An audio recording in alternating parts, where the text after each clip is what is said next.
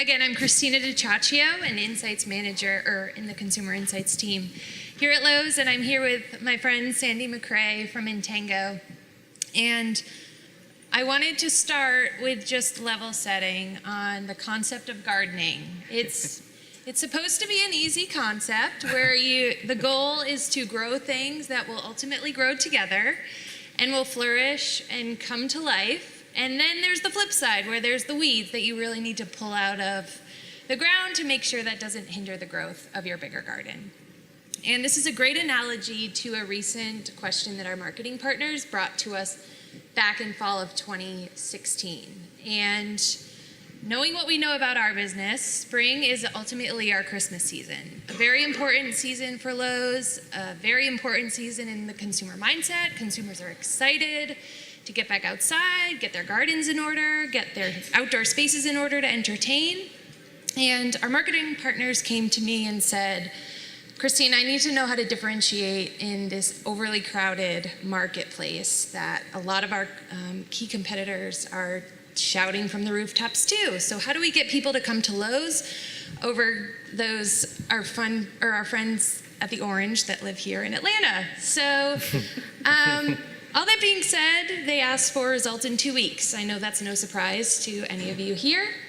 So with that, we needed to identify who is going to be the gardener of our spring garden and really look to Intengo and their team, given the quick turnaround that they're able to provide us. But more importantly, we were asking these questions back in fall, and a consumer is not going to be thinking about the spring as they're getting ready for the Christmas holiday. So really look to Intengo and their prediction market to help us have that consumer project into the future and what would resonate with them for spring. So going to hand it over to Sandy to talk us through how we got there.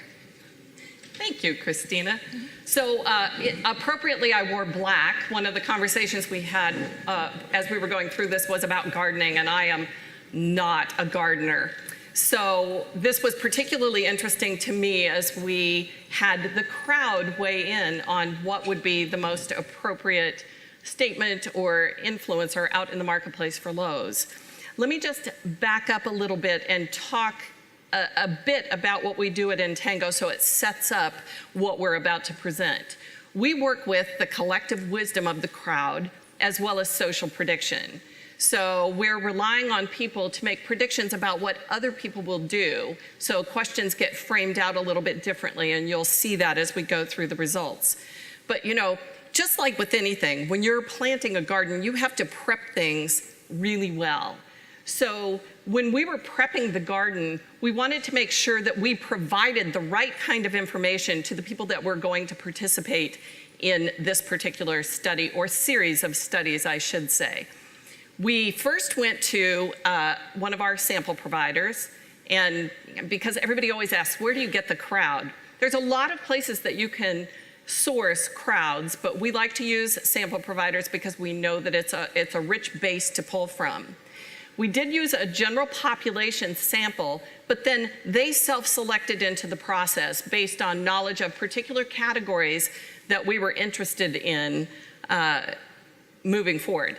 The key thing about that, though, is when someone self-selects in based on knowledge of a category, it doesn't necessarily mean that they themselves participate in it. For example, if somebody came to me with a study about gardening, I would self-select in, even though I'm a terrible gardener, because I have a lot of friends who are great gardeners, and I can weigh in on the things that would be most meaningful to them. So I hope everybody can understand that. So what we did is we asked the participants in this prediction market exercise that they went through to identify the proof point that would best answer the business question that was put before them for the target audience, and we used a buy-sell exercise that I'll talk about in just a minute.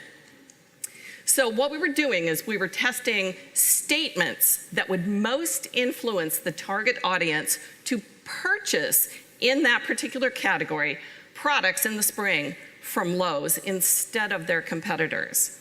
And so within each category, we actually ran an individual prediction market exercise. So there were 4 different categories, 4 different exercises, one for lawn care, one for outdoor living, one for landscaping, and one for live goods. And you know, one of the things that I really love about crowd wisdom is people are making predictions. So we could ask during the Christmas season for people to make predictions about what would be most effective in the spring. So again, to frame it out, we gave the participants background information about what Lowe's was trying to achieve. So this is a little bit about Lowe's, just in case you're not familiar with them. They wanted to solve for which of the statements within the category they were working in would most influence those consumers to purchase from Lowe's in the springtime above their competitors. So that's kind of the framework that they had to reference. And then we told them about the target audience. This is who everything was being targeted to. That's really important because when you're using crowd wisdom, you want people to think of others in their sphere of influence. It could be their neighbors, it could be their family, it could be their friends, it may be themselves. But remember, we're always asking people in a social prediction way. So we're not asking them what would most influence you. Even if they're in the target audience, we're asking them to predict what would most influence other people. Why is that important? It removes overstated purchase intent, which I know everybody has experienced, but even more importantly, we like to call it removal of inflated self-perception. That's really important because oftentimes, especially if you've got your target audience in the exercise, they may have a tendency to say things to you that they think you want to hear because they really like you. So this is one way to remove that and to make things a little bit more objective. So let me talk a little bit about what the individuals did in these exercises because I think it's really fun. Our prediction market platform is presented to the participants as an online investing game. So they've got everything set up, you know, here's what we're trying to get them to do. We give them 1,000 virtual dollars that they get to invest in the concepts as if they're stocks. So they can build a portfolio of the concepts themselves, and then they get to make decisions about how to invest that $1,000 based on what they think the target audience, what would resonate with that target audience. So for each of these categories, there were 3 concepts that we tested, and we wanted to find out within each category which one actually rose to the top and which one fell to the bottom. So they built their portfolio, they invested their $1,000, indicating which of the statements they believed would most influence the target audience to purchase from Lowe's in the spring. And then after that, we asked them why. This is also one of the things that I think is really, really critical. We want to understand why somebody believes a concept will drive preference or rejection in the marketplace, and why one is least likely to drive preference or rejection. So the open-ended commentary that we gather after the fact is really important. And I'll walk you through some of the metrics so you've kind of got a framework. One of the things that was critical is we wanted to understand not only which of the statements rose to the top in each one of the categories, but we wanted to understand which category was actually the winner and then the concept within the winning category. So we've got some stats in front of you here, some of the metrics that came out of the prediction market itself. The first one is the volume weighted average price, and that's actually where we get the rank order. What that shows is the average that that concept traded for over the course of the investment game. So you can see in category 1 that concept number 2 was the winner, and it had a volume weighted average price of 39.68. In category 2, which is live goods that we'll talk a little bit more about, the winning concept was actually called Grow Together, and its volume weighted average price was 44.06. Category 3, you can see 36.50 and then 36.42.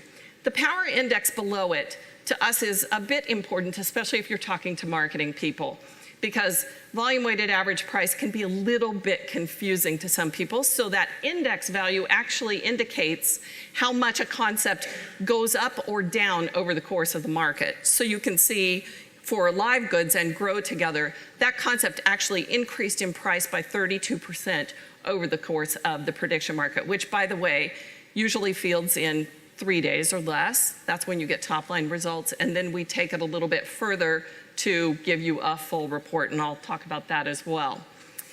The other thing that we think is really critical, those metrics are really interesting and they create the rank order of the concepts, but for us, understanding the polarity of a concept is really important.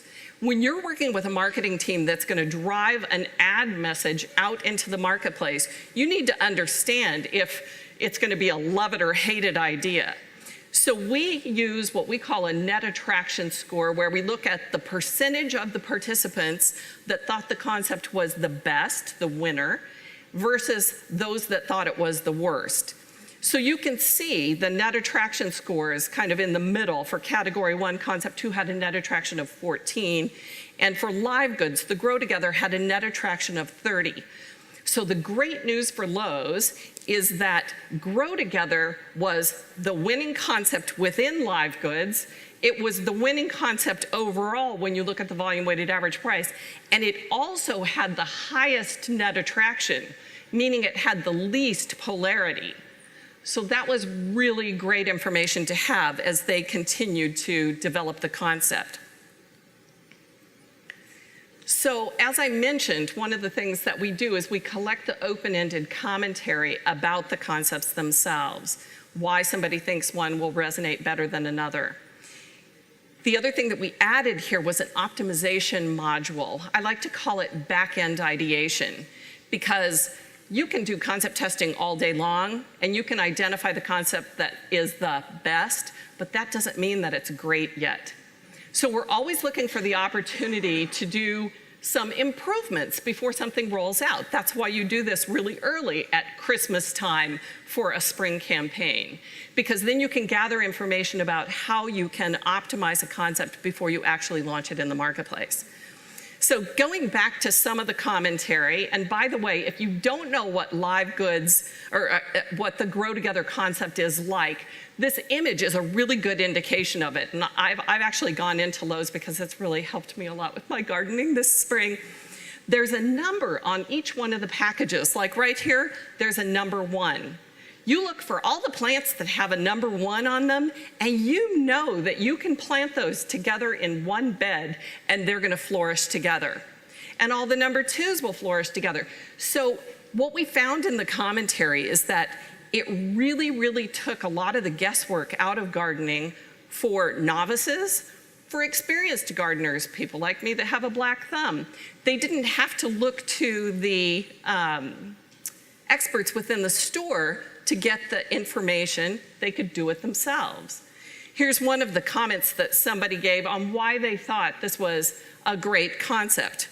Because if you're a first-time gardener or you're having difficulties getting your plants to flourish together, perhaps one of the problems, maybe you're putting the wrong plants together. So people immediately saw how it would help gardeners do something beautiful in their yard. I like to say, when we read through all of the commentary, because we hand code the comments, we think they're incredibly important to understanding what's driving preference and rejection. And when you're talking to a marketing team, the last thing that you want is the one person that has their own bent on things to look for the one comment that supports their positioning, right? So categorizing open-ended commentary we think is really important.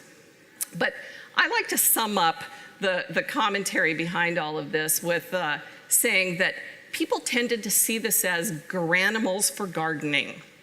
Does everybody know what granimals are? Moms in the audience will. If you don't know what they are, I'll tell you about it after we're done with the session, because it's kind of funny. It just really helps you mix and match things together. So that's what we did in the prediction markets, testing 12 concepts in 4 categories against one another for Lowe's to be able to select which one would be most influential in the marketplace. So with all this great data, we brought it back to our marketing partners, who really internalized the data, both from the open ends as well as that quantitative information. And I wanted to share with you how they brought this concept of Grow Together to life. So I think if you just hit. Oh, how's it going? Oh, it's going good. Yeah, it's going great. This is jam. What is that? What? The moment you realize the gardening gene skipped a generation. At Lowe's, our Grow Together planting system takes the guesswork out of creating a beautiful yard. All projects have a starting point. Start with Lowe's. Hey, what's good, huh? Great. So the validation didn't stop there. We actually brought this piece of copy into copy testing. And similarly to what we found in the prediction market, it performed well above norm on difference, relevance, and believability. So we're really proud of the work that Intengo helped us bring to life and help our garden grow for spring. So thank you, Sandy. Thank you. That was really fun.